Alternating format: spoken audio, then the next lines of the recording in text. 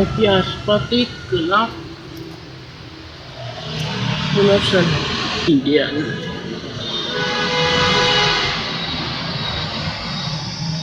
pulang tích hợp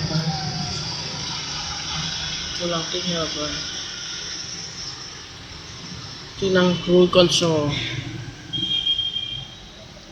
hạn chế tốc độ, màn hình DVD, điều hòa 2 chiều, 2 vùng độc lập, cửa lọc này.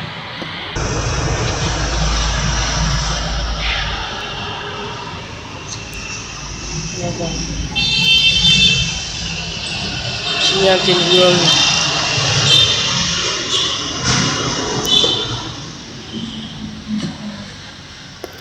nội thất ra,